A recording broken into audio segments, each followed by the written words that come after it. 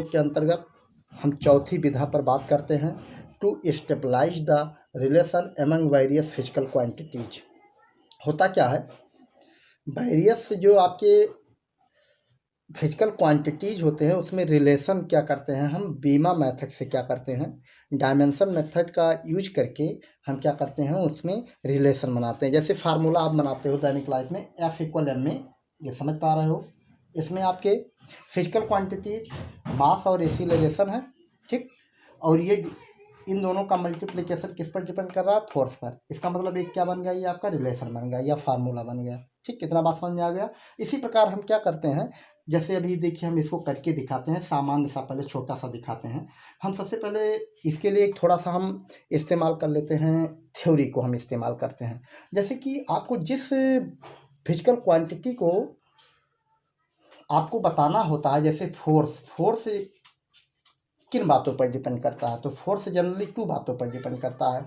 एक है आपका फोर्स डायरेक्टली प्रोपोर्शनल मास, एक इक्वेशन 1 हो गया, ठीक।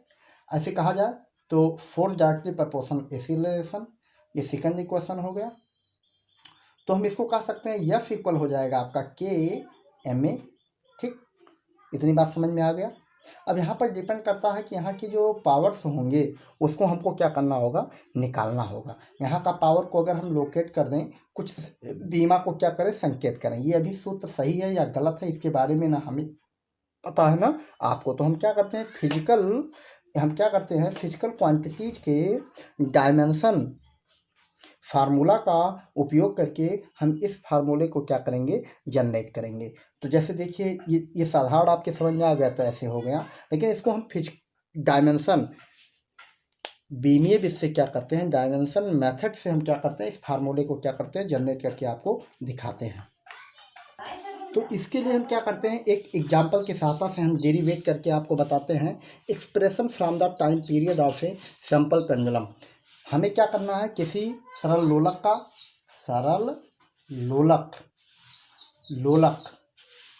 के आवर्त काल का क्या बनाना है, फार्मूला बनाना है। आवर्त काल का क्या बनाना है, सूत्र बनाना है। सरल लोलक के आवर्त काल का सूत्र। अब कैसे बनाएंगे इसको आपको ना पता है ना हमें पता है, लेकिन सबसे पहले सब आया है सरल लोलक। तो सरल लोलक को पहले आप थोड़ा सा समझेंगे। ये देखिए चित्र आपके सामने हम बना रहे हैं। सरल लोलक क्या होता है, सैंपल पेंडुलम क्या होता है। इसमें क्या करते हैं, कोई एक छोटा सा पार्टिकल्स लेकर एक आपका धागे से क्या करते हैं, या लंबाई के एक धागे से क्या करते हैं, बांध देते हैं। उसके बाद क्या करते हैं, इसको स्वतंत्र पूर्वक क्या करते हैं, दोलनगत कराते हैं। ऐसे क्या करते हैं, गत कराते हैं, मोशन कराते हैं। तो देखिए ये मोशन कर रहा है ना। तो यहाँ पर ध्यान दीजिए, टाइम पीरियड का मतलब आप समझते हो। आवर्तकाल का मतलब होता है 1 सेकंड में किए गए दोलनों की संख्या को क्या कहा जाता है, आवृत्ति कहा जाता है। और एक चक्कर, एक आपका साइकिल कंप्लीट करने में सैंपल पेंडुलम द्वारा लिया गया समय, सैंपल पेंडुलम द्वारा लिया गया समय 1 चक्कर। देखिए ये हम यहाँ ले गए इसको, इस पॉइंट पर पहुँचे ए पर, फिर ए से चलेंगे, चलते चलते चलते चलते कहाँ पर आएंगे, पुनः हम आ गए ओ पॉइंट्स पर। फिर ओ से कहाँ जाएंगे, पुनः बी पर जाएंगे। देखिए इस पोजीशन पर, फिर बी से घूमकर कहाँ आएंगे, बी से घूमकर कहाँ आएंगे, जब पुनः हम ओ पर आएंगे तो एक साइकिल क्या हो जाएगा, पूर्ण हो जाएगा। और एक साइकिल जब पूर्ण होगा तभी एक साइकिल पूर्ण होने में किसके द्वारा, सैंपल पेंडुलम द्वारा लिया गया समय, सैंपल पेंडुलम द्वारा लिया गया समय। तो यहाँ पर ध्यान दीजिए आपके कौन कौन से फिजिकल क्वांटिटी काम कर रहे हैं। तो टाइम पीरियड के लिए सबसे पहले आपको पता है यम द्रव्यमान का हम क्या, एक कोई क्या करते हैं, मास, एक बॉब को यहाँ पर क्या करते हैं, हम हैंग करते हैं। और इसकी लंबाई हो गया यल, ये जो धागे की लंबाई है यल है। 2 बातें आपके सामने आ गया। और तीसरी बात जो इसमें कार्य करेगा वो ग्रेविटेशनल एक्सीलरेशन कार्य करेगा। 3 बातें हो गई। इसका मतलब टाइम पीरियड 3 बातों पर डिपेंड करेगा। किसके, time period of the sample pendulum depend of following physical quantity. First है आपका मास, सेकंड है आपका लेंथ, थर्ड है आपका क्या है, आपका ग्रेविटेशनल एक्सीलरेशन। इतना बात समझ में आ गया। अब आपको पता नहीं है कि एम के पावर क्या होगा, यल के पावर क्या होगा, जी के पावर क्या होगा, जिसको हम बीमा मेथड से इसको क्या लोकेट करते हैं, ए इसको क्या लोकेट करते हैं, बी इसको क्या लोकेट करते हैं, सी। कुछ बात समझ में आया।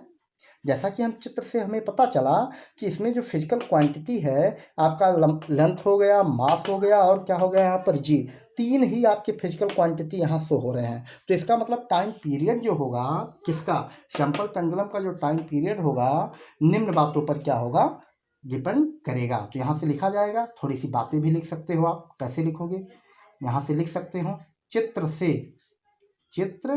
से क्या लिखेंगे, आवर्तकाल, आवर्तकाल टाइम पीरियड, आवर्तकाल निम्न बातों पर निर्भर करता है, निम्न बात पर निर्भर करता है, निम्न बात पर निर्भर करता है, निम्न बात पर निर्भर करता है। डिपेंड ऑफ द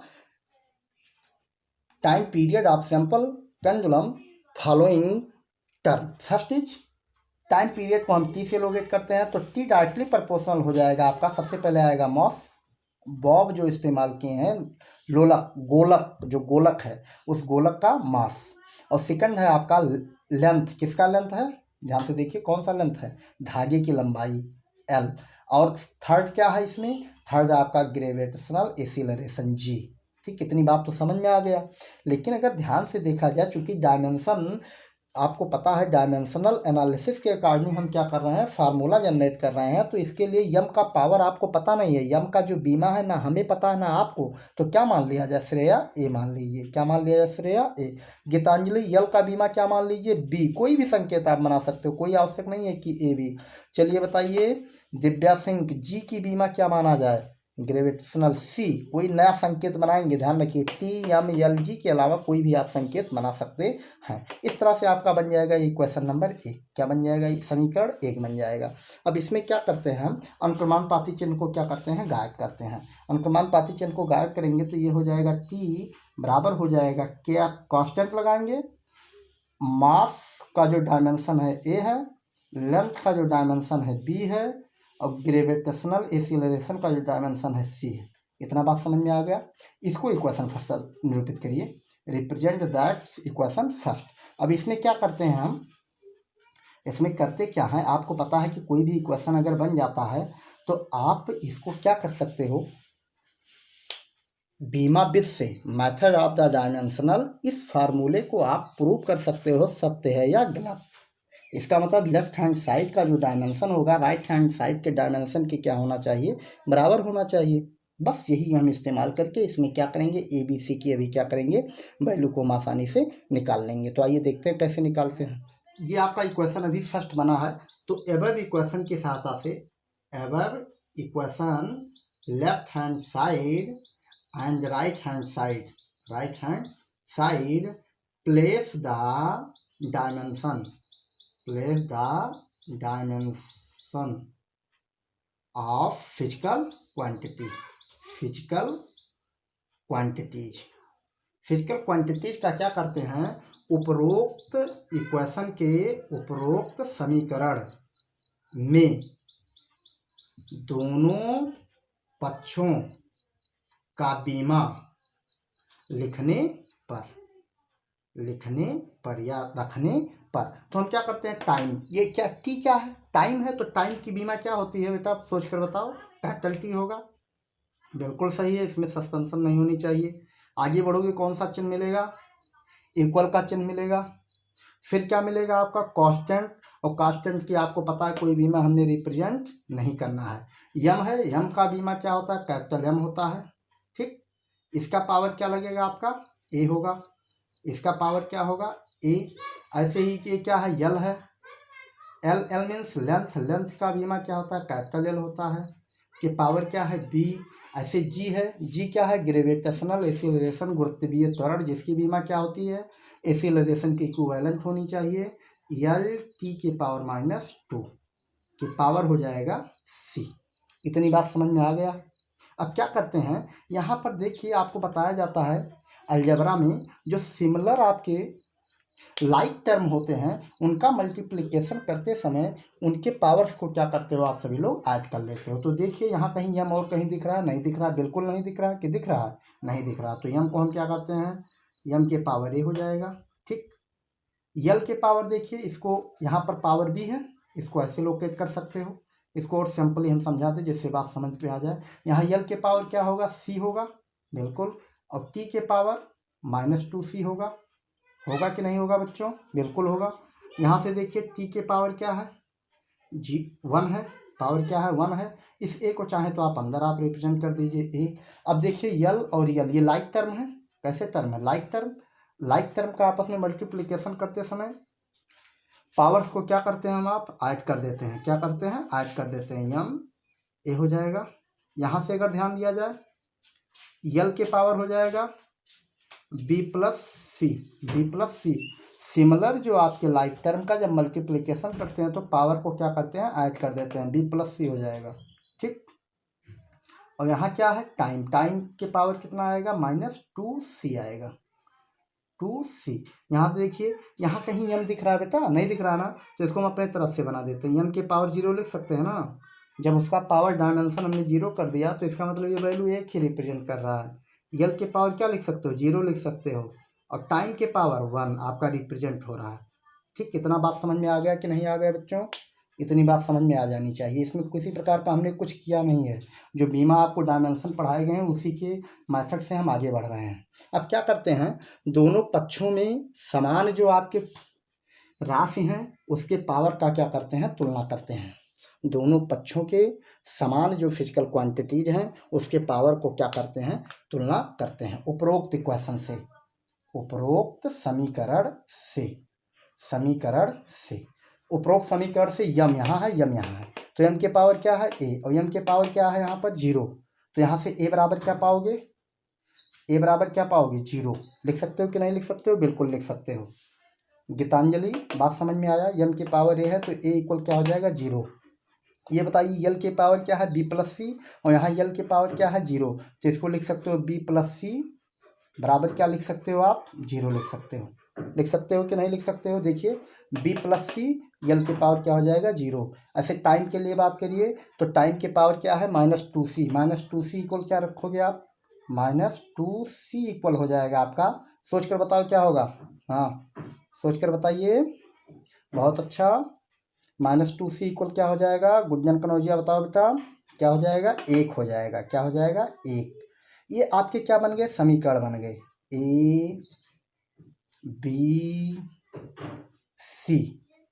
अब यहाँ पर सोच कर बताइए दिलसाद, ये जो आपके समीकरण बने बेटा ये किस प्रकार के समीकरण हैं, एक चर रैखिक समीकरण है, ये दो चर रैखिक समीकरण है, एक चर रैखिक समीकरण है कि नहीं है। तो यहाँ से सी की वैल्यू हम निकाल सकते हैं कि नहीं निकाल सकते हैं, यहाँ से सी की वैल्यू क्या होगा, सोच कर बताओ, सी इक्वल क्या होगा बेटा, उधर जाकर भाग लग जाएगा तो ये हो जाएगा -1/2 होगा, सही है। सी के पावर पता चल गया, सी की वैल्यू आपको पता चल गया। इसी प्रकार किसकी वैल्यू, ए की वैल्यू आपको पहले से फाइंड है, अब इस सी की वैल्यू किस में रख देते हैं, बी समीकरण में रखते हैं, कहाँ रखते हैं, बी समीकरण में, तो किसका वैल्यू पता चल जाएगा, वी का। सी का वैल्यू, सी का मान कहाँ रखते हैं, सी का मान इक्वेशन कौन सा, कैपिटल बी में रखने पर, रखकर हल कर दीजिए ओम प्रकाश, सी का मान समीकरण बी में रखकर हल कर दीजिए, तो यहाँ वैल्यू प्लेस करिए तो हो जाएगा बी, क्या हो जाएगा बी प्लस सी की वैल्यू क्या है -1/2, सी की वैल्यू क्या है -1/2 बराबर हो जाएगा आपका 0। तो इसको क्या करते हैं हम, ट्रांसपोज कर देते हैं, क्या करते हैं, ट्रांसपोज कर देते हैं, तो बी इक्वल क्या हो जाएगा आपका 1/2 हो जाएगा, क्या हो जाएगा 1/2, बी की वैल्यू क्या हो जाएगी 1/2। यहाँ से देखिए आपके सामने ए बी और सी की वैल्यू पता चल गया कि नहीं पता चल गया। इस मान को ले चलते हैं इक्वेशन 1 में वापस रख देते हैं, कहाँ रखते हैं, इक्वेशन 1 में क्या करते हैं, वापस कर देते हैं। जब इक्वेशन 1 में इस वैल्यू को हम वापस कर देंगे तो वही आपका क्या बनकर तैयार हो जाएगा, relation physical quantities, various physical quantities के बिटवीन क्या पता चल जाएगा, रिलेशन, ठीक। तो इस मान को क्या करते हैं, अब क्या करते हैं, ए बी और सी का मान कहाँ रखते हैं, स्मॉल ए बी व सी का मान कहाँ रखते हैं, का मान इक्वेशन 1 में रखने पर, कहाँ रखते हैं, इक्वेशन 1 में रखने पर, कहाँ रखते हैं? इक्वेशन 1 में रखते हैं। कहाँ रखते हैं बच्चों? इक्वेशन 1 में। तो आइए इक्वेशन 1 में रख देते हैं, उसके बाद समीकरण बनकर या सूत्र बनकर आपका क्या हो जाएगा? टी इक्वल के एम के पावर ए, एल के पावर बी, जी के पावर सी। समीकरण 1 बना, तो समीकरण 1 में ए बी सी का मान आप प्लेस कर दीजिए। ए बी सी का मान जब प्लेस करेंगे तो टी इक्वल हो जाएगा के एम के पावर 0, एल के पावर क्या प्लेस करोगे बेटा? बी। बी की वैल्यू कितना आया है? 1/2 आया है। और जी की वैल्यू कितना है? सी। और सी बराबर क्या आया? -1/2। ठीक, कितना बात समझ में आ गया? अच्छा, तो अब हमें बताइए अभिनव पांडे, के हो गया और एम के पावर 0 की वैल्यू क्या होता है? एम के पावर 0 की वैल्यू 1 होता है। चाहे पहाड़ हो, चाहे मानव हो, चाहे जो चीज़ हो, उसके ऊपर अगर आप पावर 0 कर देते हो तो उसका वैल्यू क्या हो जाएगा? 0 हो जाएगा, सॉरी 1 हो जाएगा। क्या हो जाएगा? 1। तो आपका बच्चा क्या? ये 1 हो गया और ये एल के पावर 1/2 हो गया।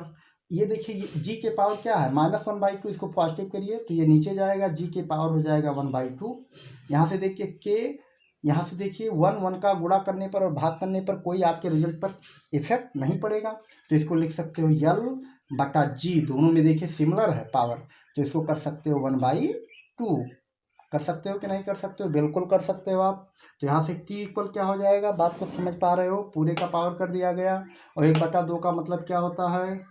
गणितीय भाषा में 1/2 का मतलब होता है स्क्वायर ऑफ रूट। तो इसको क्या करते हैं? अंडर रूट में रिप्रेजेंट करते हैं ऐसे, L/G। ये क्या बन गया? किसका फार्मूला बन गया बेटा?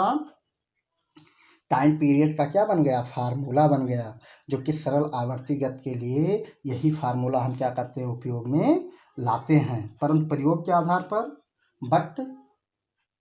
प्रयोग के आधार पर, बाई एक्सपेरिमेंटल, प्रयोग के आधार पर के की वैल्यू क्या होती है? प्रयोग के आधार पर के की वैल्यू क्या होती है बेटा? 2π होती है। कितनी होती है? 2π। तो 2π हम क्या करते हैं? अब इसी में प्लेस कर देते हैं। तो t इक्वल हो जाएगा 2π अंडर रूट L/G। इसका मतलब यही आपका क्या बन गया? उपरोक्त जो आपका समीकरण बना, ये आपका संबंध का क्या बन गया? फार्मूला बन गया। किसमें किसमें संबंध का फार्मूला बन गया? सरल लोलक की लंबाई और ग्रेविटेशनल एक्सीलरेशन G और आवर्तकाल T। इसका मतलब जो आवर्तकाल होता है लंबाई और G पर डिपेंड करता है, द्रव्यमान पर डिपेंड नहीं करता है। इस प्रकार उपरोक्त समीकरण क्या बताता है? उपरोक्त समीकरण सरल आवर्त गति के लिए आवर्तकाल का क्या है? आवर्तकाल का क्या है? सूत्र है। किसका सूत्र है? आवर्तकाल का सूत्र है। धन्यवाद। एक प्रकार के सूत्र आप क्या कर सकते हो? डेरिवेट कर सकते हो। एक चीज़ ध्यान रखने वाली बात है, ये इसमें ध्यान दीजिए, जब आपके पावर्स जो 3 भौतिक राशि आपको मिले थे, डायमेंशन ABC जो इस्तेमाल किए थे, उससे अधिक होने पर उसमें रिलेशन बनाने में कठिनाई होती है। इसलिए यहाँ ध्यान दीजिए, आप किसी भी सूत्र को क्या कर सकते हो? आप इसी प्रकार जनरेट कर सकते हो। जैसे अब बराबर m में हमने कहा, इसको भी आप जनरेट करके पावर आप देख लीजिए, एक पावर आएगा अनिवार्य रूप से। और सूत्र आप क्या करिएगा? ट्राई करिएगा। रफ्तार हो रोके से भी तू ना रुके।